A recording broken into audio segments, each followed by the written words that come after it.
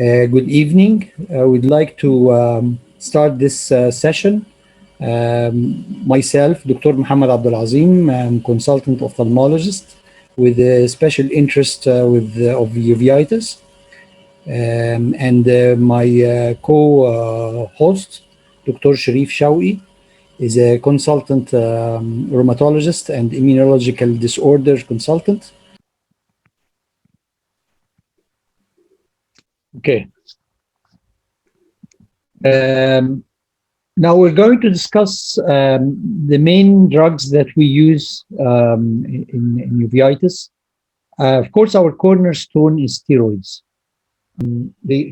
So the most serious side effect of steroid, you can consider that as fracture spine, basically, from osteoporosis, don't you think? Fracture spine or fracture femoral neck. Okay, they have a fragile bone, and when she fell down, she can get a fracture neck femur or fracture spine or fracture arm. I saw all this happen, in many patients. So you have to give a prophylactic treatment, as I said, calcium, vitamin D, and drug for osteoporosis like bisphosphonate or adenosumab. You have options of these drugs. Right. The other serious side effect of steroid is, as you said, is hypertension and diabetes. You also, I'm not sure, you mentioned the psychological aspect or complications of steroids. Some of them you get psychological, but the most common is depression. Sometimes they become agitated.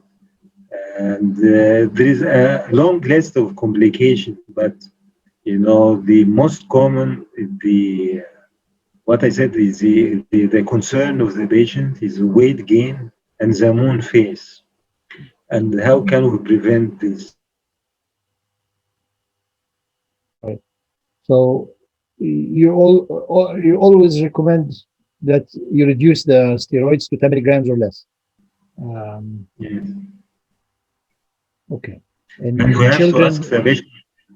We have to ask the patient to control diet, low carbohydrate diet, and free sugar.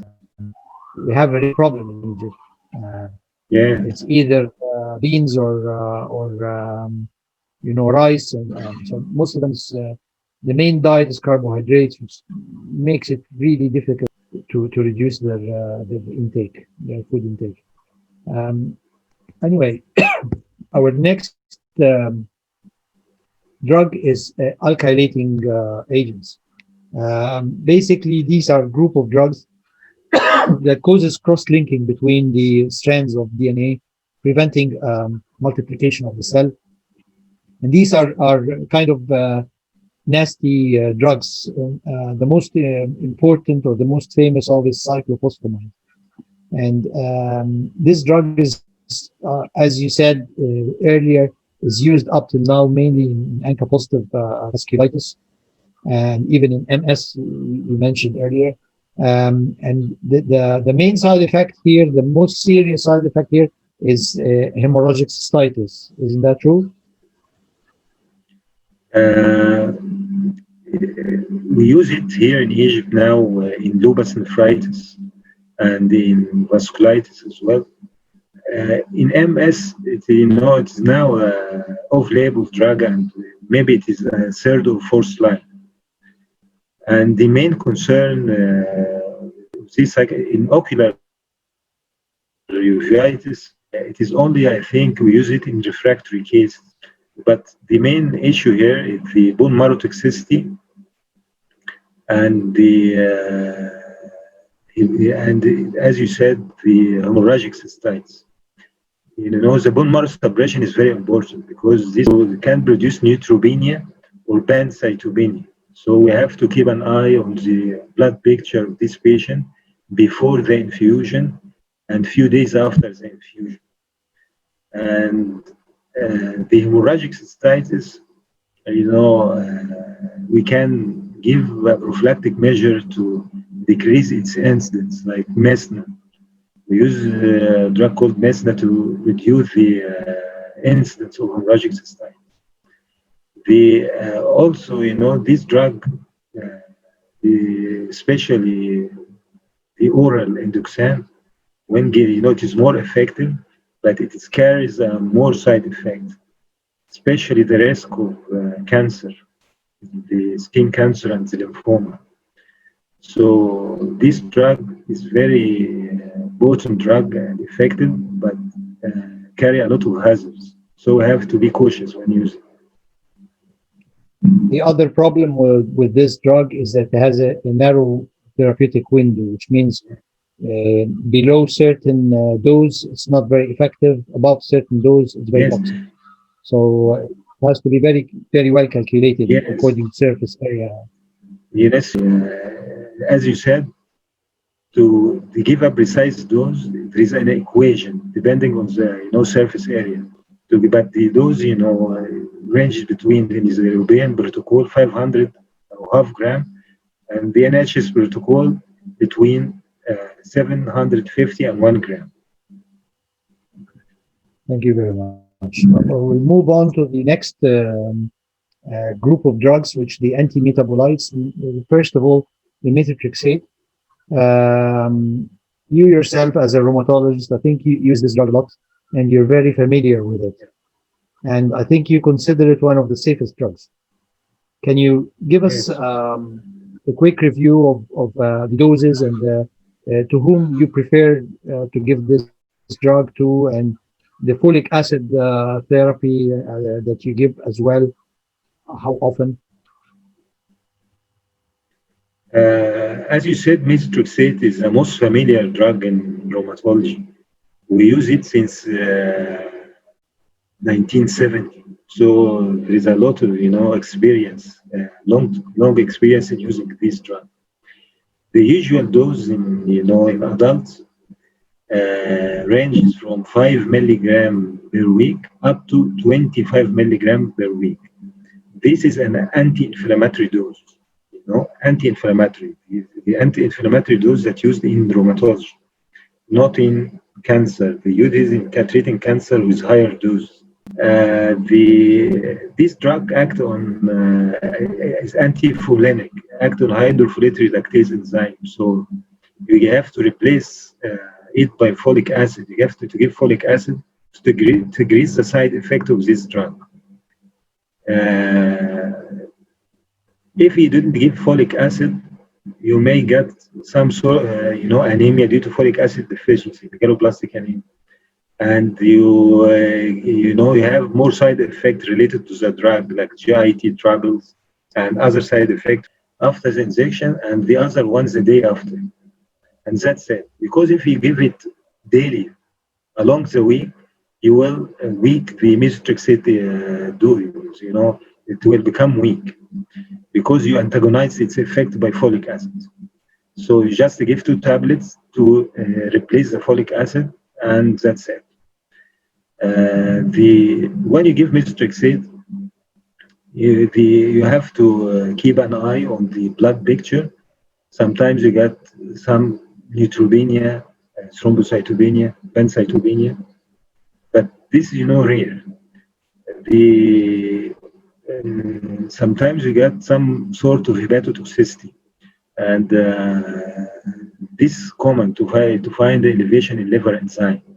So you have to do a baseline investigation before giving the drug, and you have to follow up the patient with blood picture and liver enzymes every 2 weeks.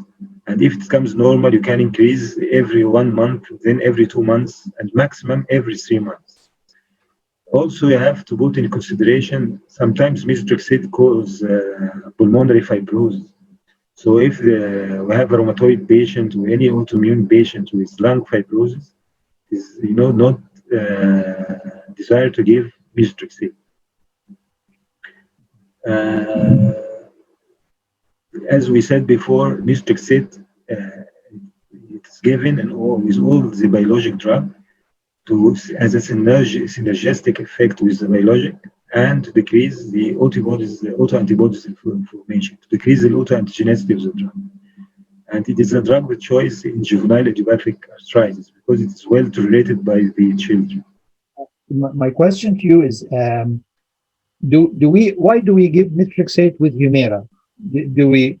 I think I've read somewhere that you can have autoantibodies against Humira despite it's humanized.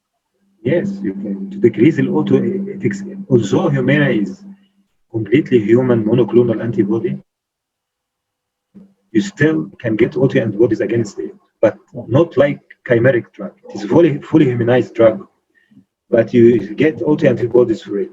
And as we said before, it is forbidden to give biologics in. You have to check the ANA antibodies. Sometimes they cause demyelinating disease. So it is recorded with Humira as well. But this is more common with the chimeric drug like infliximab. So it's a routine to give methotrexate to some biologics. You can develop demyelinating disease with anti-TNF. Oh yes, one of the complications is demyelinating disease, anti-TNF. Also, one of the complication is iatrogenic SLE. Isn't that true? Yes, because SLE, we have two types of SLE: the systemic lupus and drug-induced lupus. We have a long list of drugs that cause drug-induced lupus. One of them is anti-TNF because they produce, the ANA antibodies, anti-nuclear antibodies. And these antibodies can cause drug-induced lupus. Right. Okay. So we have to watch for in patients with receiving regular anti-TNF. We should watch for drug-induced, and if there's any symptoms of demyelination, we should relate that to the use of the drug. Yes. Okay. So let's move to the next anti-metabolite, which is azathioprine, which you earlier said, and myself, that it's actually one of the most important drugs that we use in our career, in our specialty. Can you talk to us about azathioprine? What's your concern? What's your regular dose? What's the maximum dose? Is it recommended to go above 100 milligrams? What's your ideas? Azathioprine, as you mentioned, is one of the most important drugs, especially in treating uveitis, especially basic uveitis, lupus nephritis, vasculitis. This is one of the old drugs, and we have a good experience in using it. But before using it, you can get some, idiosyncrasy from it. So to avoid this, some patients, you have to assess an enzyme responsible for the metabolism of azathioprine. It is called purine methyltransferase enzyme. And this test, they done it in a lot of countries before using azathioprine to measure the activity of this enzyme. So if this enzyme is deficient, it is not recommended to give the drug because it affects its metabolism, and you will get idiosyncratic reaction and on the bone marrow and the hepatotoxicity. But if the level of the enzyme have a midway, you cannot increase above 1 milligram per kg. If it is normal, you can give the usual dose up to 2 milligram per kg. The usual dose. This enzyme is not present in our labs. No, you have to send this, it. Right. You have to send it abroad. So the usual dose it vary between 50 milligram up to 150 milligram per day. Okay, the usual dose, as you notice, we usually use 100 milligram per day, but we can increase it up to 150. And we can go with this is, I think, maximum dose. Use it.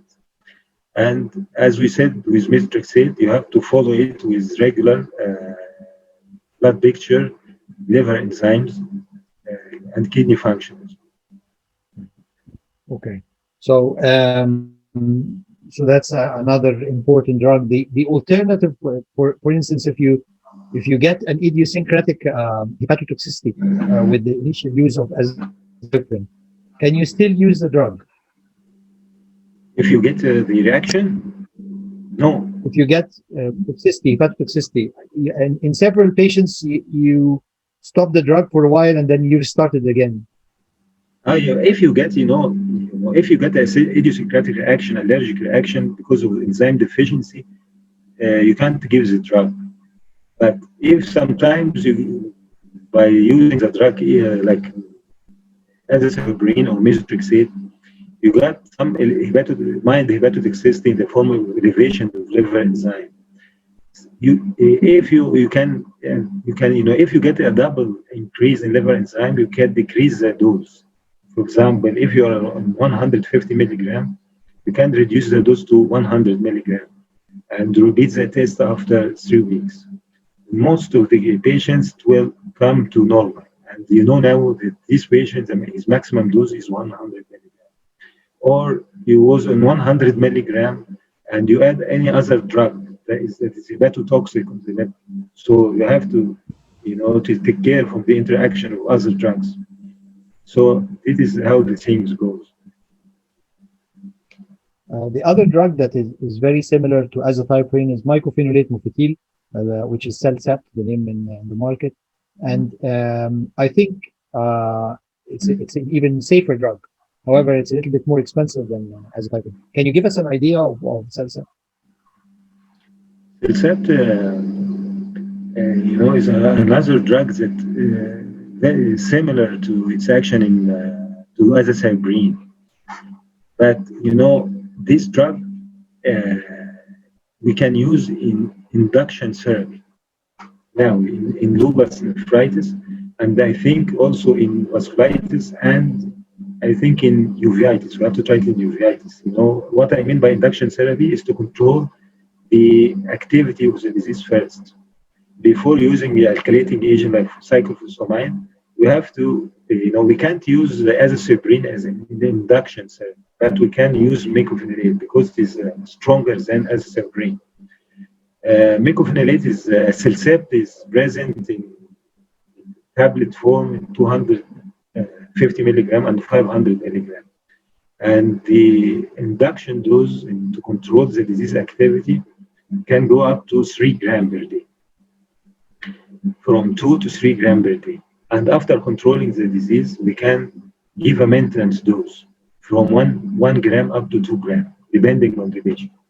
And we can go this way. And this drug is, from my experience, is safe.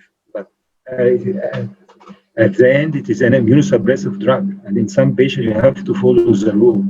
You have to do the blood picture because some patients get pancytopenia, neutropenia, thrombocytopenia.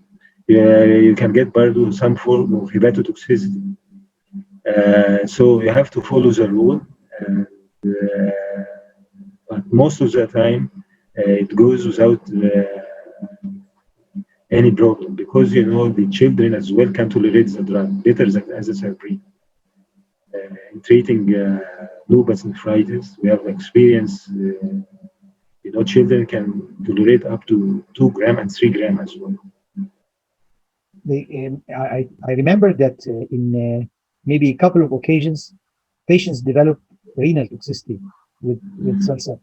Is that something common or something rare? No, it is uncommon. But you have, it can occur with any drug, as we mentioned, with any immunosuppressive drug. Okay. But so you have to.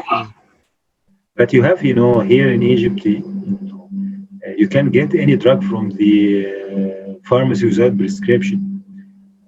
So you have to restrict the patient not to take any drug from the pharmacy with these drugs because the interaction between these drugs and a long list of drugs. Okay. You mean the interaction with other drugs? Yes. You mean the patient can obtain drugs that can interact with the drugs with drugs like Cellcept that can cause serious renal impairment, renal affection. For example, azathioprine and alloprinol. Alloprinol, you can get it from the pharmacy without any prescription. Yeah. And there is a known interaction between alloprinol and azathioprine. and so that it comes from here. Very interesting. Our next drug, and I consider it the main drug that I use, the cyclosporin. The reason why I'm happy with this drug, it's a very potent drug. It's much more potent than azathioprine, and I think Cellcept as well. The other cause is that it specifically inhibits the T cell, which is responsible for the uveitis. So it might not be the first choice in rheumatological conditions, but it is in a certain era for a very long time, or maybe like 20 years, it has been and still is one of the main important drugs that we use. The side effects of this drug, commonly the nephrotoxicity. However, it is dose related, and it's in most of the cases reversible. Can you talk to us about cyclosporin? As you said, we use this drug, cyclosporin, because it's a potent drug, especially in some cases of uveitis. But in rheumatology, we use it in lupus nephritis, psoriasis, and sometimes in some form of vasculitis. As you mentioned, this drug, the main mechanism of action is to inhibit interleukin-2. So it has a potent anti-inflammatory effect. But the side effect of this drug has a long list of side effects and long list of interaction with other drugs. So, but the most important side effects here is hypertension, renal impairment. These are the most two important side effects. In addition to gingival hyperplasia, hirsutism, hyperkalemia, and not others. But let us talk about hypertension and renal impairment, renal toxicity, because in hypertension, and if you are going to use antihypertensive drug here, you have to avoid potassium-sparing diuretic, cause the risk of hyperkalemia, and to avoid use nifedipine, because gingival hyperplasia, because nifedipine causes also gingival hyperplasia. So you have to take care of these statin bits. Also,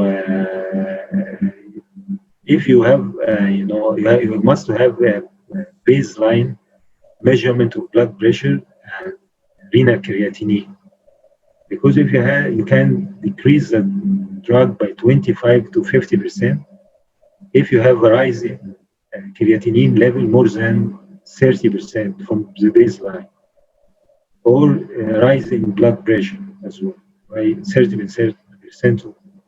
So you can adjust the dose according to the basal measurement and the follow-up measurement. Also, you have to keep an eye on electrolytes because of the risk of hyperkalemia, and also they get some tremors. Sometimes you get some tremors. So sometimes we do here, I think we have to do the drug serum level to reach a therapeutic level.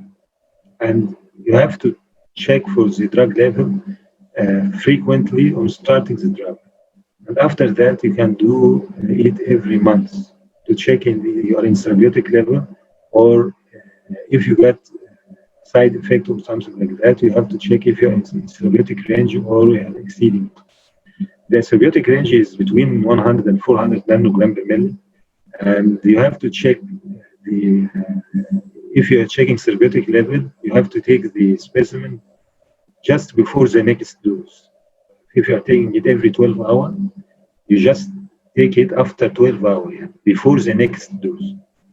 And you have to fix the timing of taking the drug. This is, I think, important instruction given to patients. Okay, few points. First, you said that when the patient is complaining, when the patient develops hypertension as a complication, contraindicated to use any antihypertensive drug except I think calcium channel blocker. That's the only one allowed. Yes, you Isn't can that use right? yes, you can give calcium channel blockers, Protective as well. It's but nephroprotective as well. sorry, It's nephroprotective as well. nephroprotective. The other point that I was asking is that we used in the past, in the 90s, in the early 90s, in the late 90s, to do a glomerular filtration rate using radioactive chromium to evaluate the tubular function of the kidney before the use of cyclosporin as a baseline, and then later on to say if the capacity or the reserve renal function has been affected or not. And then later the alternative for that was the creatinine clearance test, the collection of urine for 24 hours and measuring the creatinine and measuring the creatinine clearance as a glomerular filtration rate function. This we don't do that anymore. I don't think we do that anymore. You The, do the, the last, serum. the last question is that you said we measure the serum level of the drug frequently. I don't think we do that anymore because Oh, the not now. absorption of the drug. Sorry. You know, in our practice, we don't do that now. But sometimes I ask for the drug level in certain situation. Because what I understood that the formulation of the drug in the late 90s was of erratic absorption. Now it absorbs in a more predictable way. So we're not really worried about the serum level of the drug, not as we used to be, because the new formulation of the drug is a better. It has a better absorption rate, and therefore we can predict the level of the drug without actually measuring the serum level. If the patient is not responding on Right. a dose you just prescribe it with, what you are going to do? I think you have to measure to see if you should measure it to see if he is therapeutic range or not. And if he's not responding to the drug. right.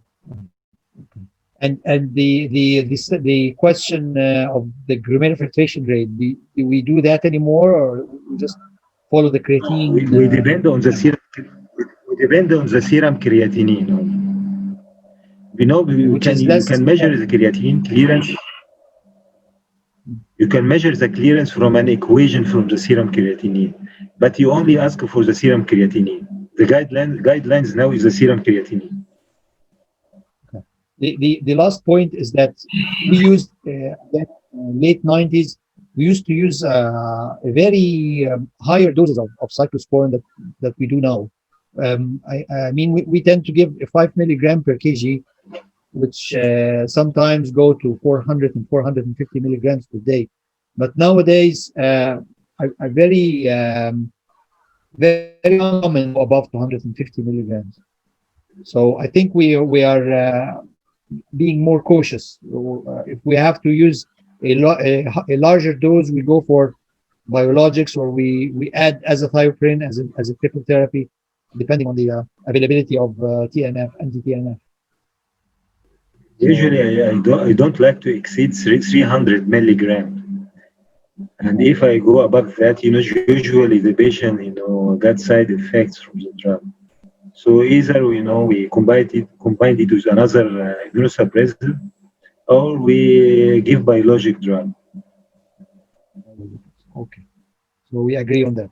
So the next group of drugs is the biologics, and this is the era of the biologics. So there's plenty of biologics available, but the most common one used is the anti-TNF, and we have several ones like the Remicade, the adalimumab, which is the Humira, Intercept, which we don't use in ophthalmology because it's not effective and because of few reports of actual drug-induced uveitis caused by the Intercept. But my Yes. question to you is, we've discussed earlier that we can cause iatrogenic problems like like demyelinating disease and SLE, drug-related SLE, using these drugs. And we've already mentioned that we use methotrexate to reduce the incidence of autoantibody production. And my question to you is, what I see is that once the patient is on anti-TNF, it's very difficult to take him off it. So is that your impression as well, or is it just me? You know, when we put the patient in a biologic, he got a magic response, and the patient feel a difference. Regarding his eyes, he enter in a remission, and the practice now in Egypt, because this drug is expensive. Now we allow the patient to be on Humira for 1 year. It is, after 1 year of Humira, it's supposed, if we stop the drug, to be, if he enter a remission after 1 year and maintain a remission for a long time, you can stop the drug. And we can give him a free period without the Humira, on methotrexate only. And when he get active, begin the drug again. This is, even a practice in rheumatoid arthritis, to give the drug for a long time until he enter a remission and consolidate a remission for a period of time and then stop the drug. It is supposed to be in a remission for some times. It differs from one patient to another. Sometimes for 4 months, 6 months, 1 year, maybe more, but most of the patient become active again, and at this point you have to regain the drug again. Another policy, when the patient enter remission, you give the Humira every 2 weeks, so we can space the spacing of the drug every 3 weeks, even every month, and this protocol, this protocol works with a lot of patients. Instead of stopping the drug, you can space the drug. So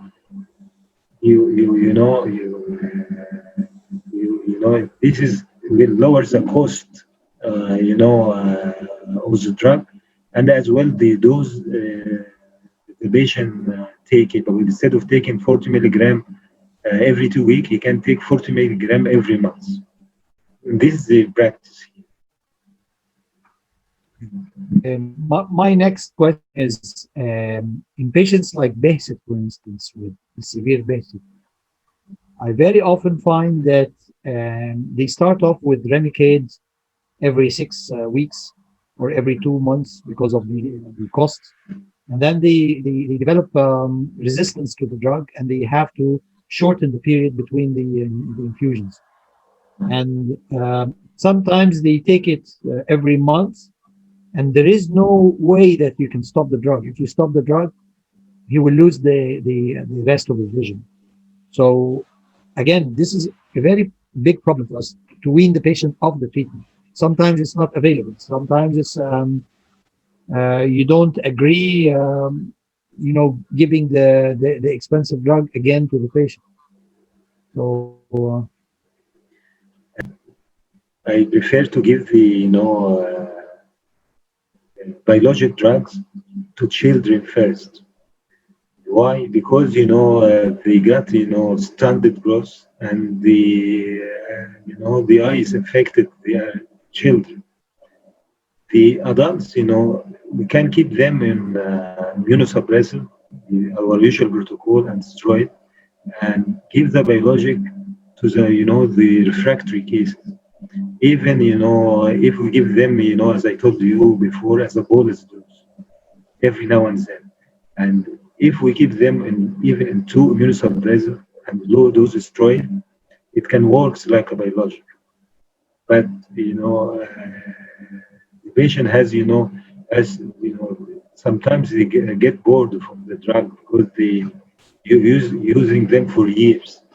But I think two immunosuppressive drug and low dose steroid, they can act like a biologic. So, and we can reserve the biologic as a bolus every now and then. This, another policy.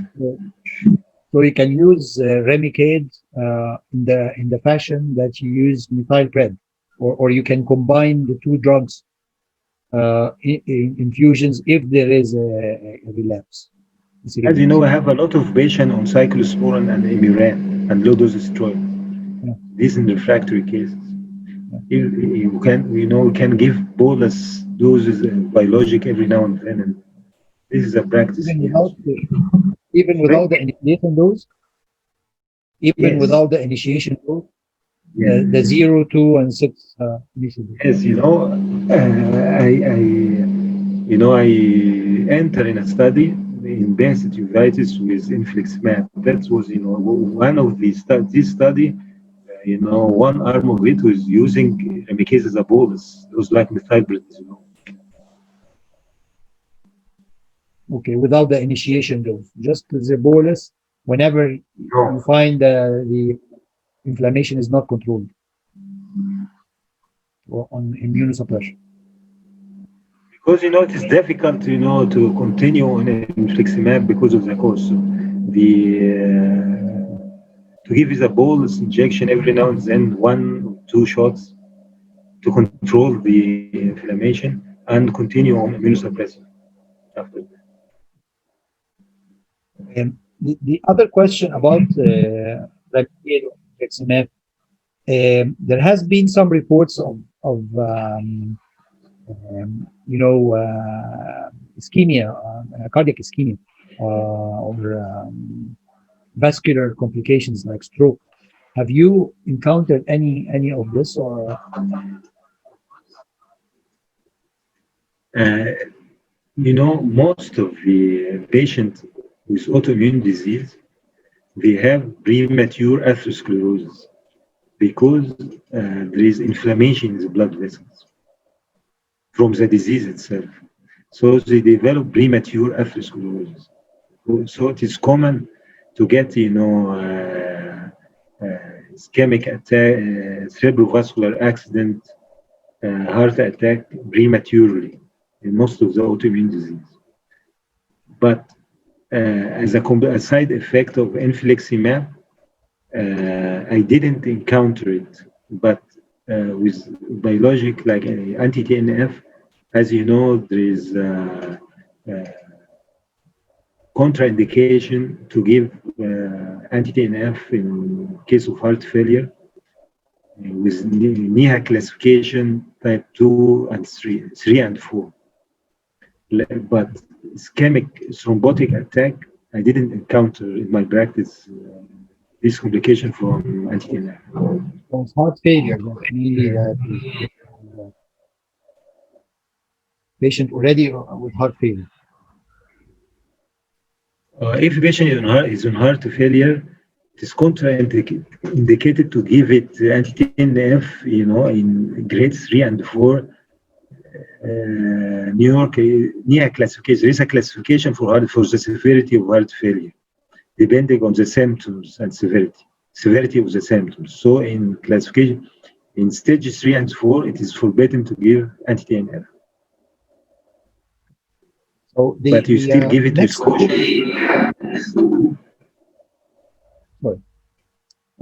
So we'll move on to the interleukin 2, which is Zenapax. I think it's been removed from the market. It's not being used anymore. No, it is. We didn't get here in Egypt. They stopped it because of money aspects of the product. It was successful, but they were not able to produce it on a commercial. The next drug, the next group of drugs is interleukin 1. Again, this is not common in Egypt, is it? It is in Egypt. The drug called anakinra. It's anti-interleukin 1. It is used but it is not in common use. Now it is disappeared. So it's not very effective. Yeah. So the next group of drugs is interleukin 6, anti-interleukin 6, or Actimra. Actimra is, I think, I know it's available in Egypt, and Yes. there has been some reports of its use against uveitis, successful reports. And I have seen patients on Actimra for joint cell arthritis affecting their eye. And this has allowed them to stop the long-term use of steroids. So, do you use it? Yes. Actemra, when we first use it to treat rheumatoid arthritis. And I think it is one of the promising drug because, it has an excellent effect in controlling rheumatoid and juvenile idiopathic arthritis as well. It is given in a loading dose and maintenance dose of 4 milligram per kg up to 8 milligram per kg every month. And this is to treat rheumatoid arthritis. And it is used giant cell arthritis in a different dose, but it has excellent results as well. In giant cell arthritis, most of patients they didn't use any steroid while taking Actemra. Also, they use it in COVID-19 as well. As in COVID-19, you get a cytokine storm, Yes. and it is they found that Actemra is very effective in preventing these cytokine storm as well. And there's a report now, as you said, uveitis, but it's not FDA approved yet, treating uveitis. Okay. So we'll move on to the next, I think, important drug, which is rituximab. We do use rituximab, fairly common. For instance, in thyroid orbitopathy and for lymphomas, especially in hair cell lymphoma or neurological lymphoma, neurolymphoma affecting the eye. And there's reports of actual intravitreal injection, localized injection of rituximab in ocular lymphoma. But it is also being used for refractive cases of Sjogren's and ocular surface disease. What kind of experience do you have with the rituximab? What kind of diseases that you use it in? Of course, vasculitis as well, and capsular vasculitis. Before talking about rituximab, I remember now from what you said about the intravitreal injection. Now there is reports about intravitreal injection of they inject 1.5 milligram of what? in the eye every week. Of what? Inject Humira in the eye. Humira. Okay. Humira. Because I know that they injected injection of Remicade. There is a study going on in Asr al-Aini. There is a study in the Asr al-Aini of injecting Remicade inside the eye, intravitreal. And of course, there is Methotrexate injection inside the eye. Yeah. Regarding rituximab, we use it, they use it from a long time in treating lymphoma or hematological malignancies. But in rheumatology, we use it in, to treat rheumatoid arthritis. And we, as you know, the pathogenesis of rheumatoid, as you know, all the inflammatory pathway or the pro-inflammatory cytokines, 6, anti-TNF. So there's a different pathway for inflammation in rheumatoid arthritis. So sometimes you use anti-TNF, you obtain a good results in controlling rheumatoid. In some patients, you didn't. So you change we have a different inflammatory pathway. So you block the interleukin 6 or you block the interleukin 1. Okay? After all that, some patients, the inflammatory pathway is mainly not through the T cells, sometimes through the B cells. And rituximab act on the B cells, on the anti-CD20 cell surface protein. So by blocking the B cells, they are blocking the production of autoantibodies. So they are another mechanism of inflammation. So we restore rituximab as a last option in rheumatoid. And we use it, 1,000 milligram, and we give it in 2 doses, 2 weeks apart. And we cannot repeat it before 16 weeks of the last dose, or after 24 weeks, if the patient got activity again.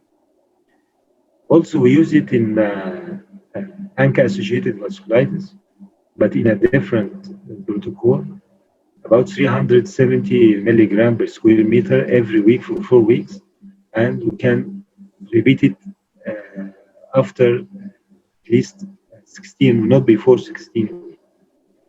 We use it also in lupus nephritis, because lupus erythematosus, as you know, the pathogenesis of lupus is mainly through B cells. So we have a lot of autoantibodies in lupus, ANA, anti-DNA, anti-Smith antibody, anti-Rho, anti-Long. This drug acts mainly on B cells, and this blocks the production of these autoantibodies. So it is a good choice for treating lupus nephritis. This is the most common indication for rituximab in rheumatology. That's very interesting. It's an important drug. Let's move to the next drug. I think we used to use interferon alpha 2A in the past for basic patients, with the controversial results. Some of the patients did well, some of the patients didn't affect them.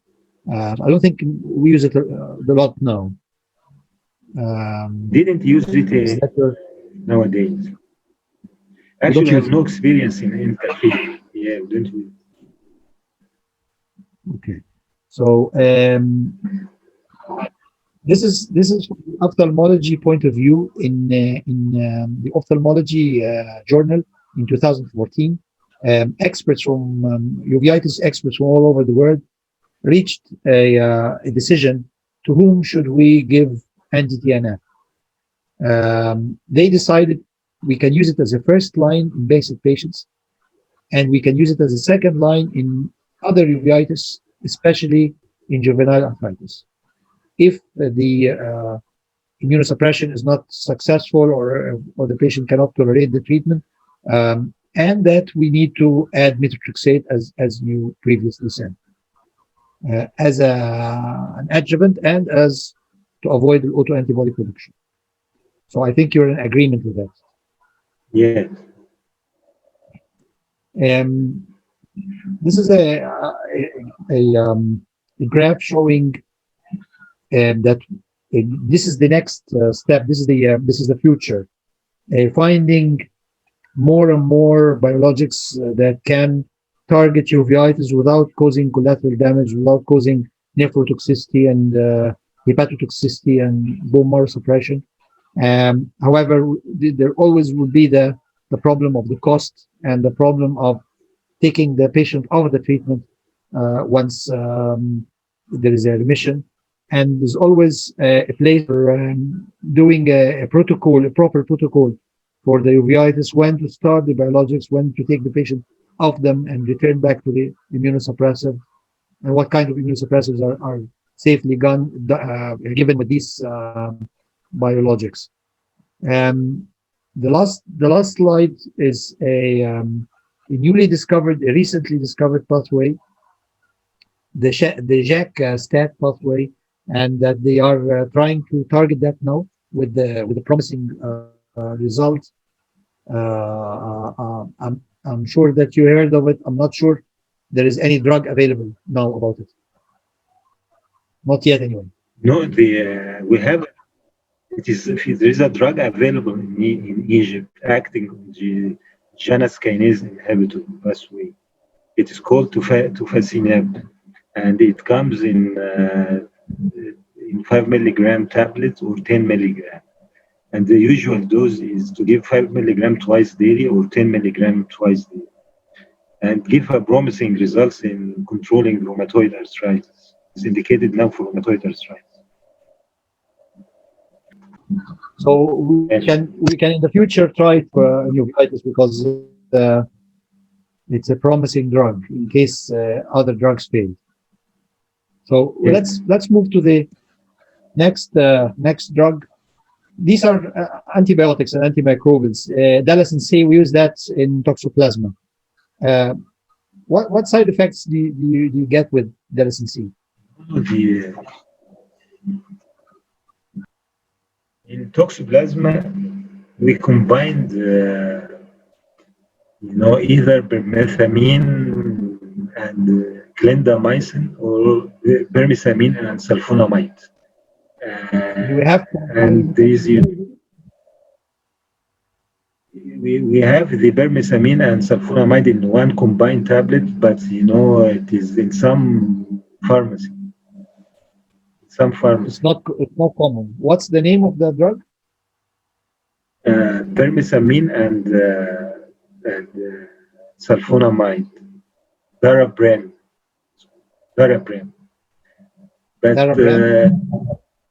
But it is not, available on because they import it from outside. Okay.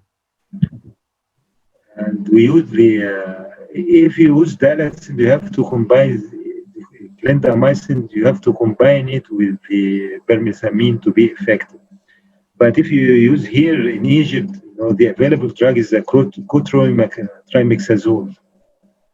It's an old drug, but it may be effective in treating toxoplasmosis.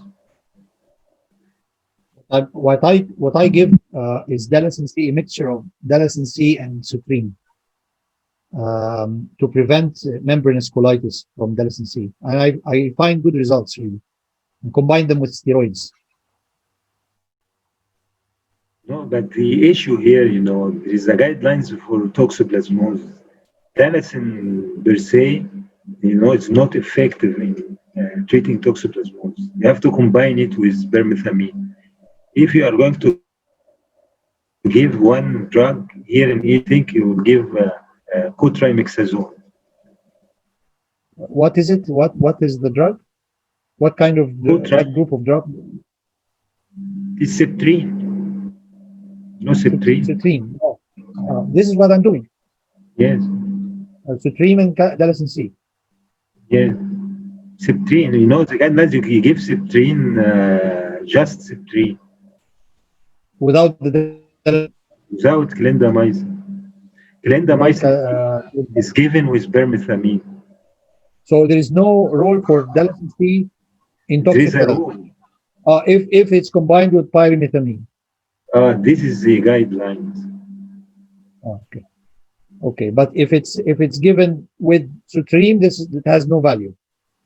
It is not the guidelines. Right. Okay. The reason I'm asking you is that we don't have the pyrimethamine here in Egypt. So what I tend to give to the patient is Dalacin, the clindamycin and Supreme. This is what I do. So it's not guideline. Okay, let's move to the next drug, which is acyclovir, 400 milligrams. We usually give it usually 5 times per day. So what's your concern with acyclovir? The usual side effect of acyclovir, the common one is headache, nausea, abdominal pain, diarrhea.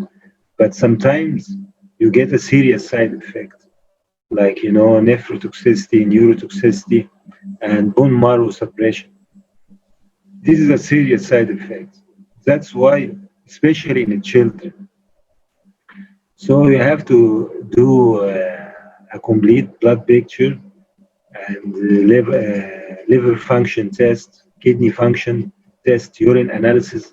You have to make it baseline and do it weekly, even twice weekly in children, to be sure and to ask, about the symptoms of neurotoxicity as paresthesia, dizziness, confusion, ataxia. So we have to keep an eye on these things. Regarding clinical examination and the history taking when he takes the drugs and the test I just mentioned. But in adults, you're not that worried. Not like children. Okay. So let's move to the next drug that we sometimes use, very, very uncommon use, which is the ganciclovir. We use this for cytomegalovirus infection, mainly in AIDS patients or immunosuppressed patients. What's your concern with this drug? This drug is given in AIDS patients when they got cytomegalovirus through IV infusion. They given induction dose about 5 milligram per kg maybe every 8 hours. So they may develop, serious side effects like allergic reactions, bone marrow suppression. There are a long list of side effects. So you have to keep an eye on the basic blood test and follow-up test, blood picture, liver function, kidney function, and to be sure from the allergic reactions that may occur. And you can, after controlling the disease, they give a maintenance injection, maybe every 12 hours. IV injection 5 milligram per kg every 12 hours. Because there is an oral formulation now there is oral, but in cytomegalovirus, I think we give IV infusion. AIDS. Okay. So next group of drugs is the anti-tuberculosis drugs. You said that in the first 2 months, you go with quadruple therapy, and then you go with double therapy for the rest of the period, until the 6 months or even more. So can you tell us what's your main concern with these kind of drugs? This type of drugs, there is a major side effects and minor side effects with these drugs. These major side effects, if it occur, you have to stop the drug that causes this, like allergic reactions, hepatotoxicity,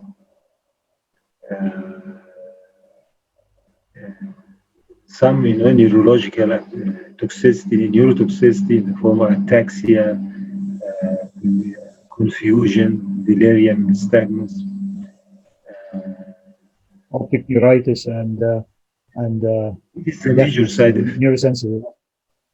But with special drugs like streptomycin, sometimes you get deafness, so you have to stop the drug. But there is a minor side effects. For example, the neuritis with isoniazid, you just give pyridoxine, vitamin B6, as a supplementary with isoniazid. Sometimes you get red discoloration with rifampicin of the urine, but you just reassure the patient. Sometimes you get GIT troubles with this drug. You just change the dose to just before bedtime. So this minor side effect you can handle the drug, but the major side effect you have to stop the drug. I think there is some reports of rifampicin causing uveitis as well, drug-induced uveitis. Rifampicin, there is some reports about uveitis and rifampicin, and with ethambutol. Ethambutol, I think you get some abnormalities in the eye, but I'm not sure what kind of problems in the eye with ethambutol. Maybe if you get blurred vision. No, I'm not aware of. I have to look at it. And if you got the blurred vision with ethambutol, we have to stop it. Right. or it could be optic neuritis or something like that. I think we've concluded our Know Your Drugs series, or part of our discussion. Thank you, everyone. I hope it has been beneficial. It has benefited me myself to get more acquainted with the medical aspect of uveitis. And we cannot stress again the importance of cooperating with an immunologist, a good immunologist, and the communication has to be personal. It has to be at any time. Just phone the doctor and ask him what's your opinion on this or that, and that would all benefit, lead to the welfare of the patient. Thank you again. Thank you, Dr. Shereif, and I hope we meet again soon. Thank you, Dr. Mohammed. Looking forward for more cooperation in the future. So, thank you very much. Keep with me.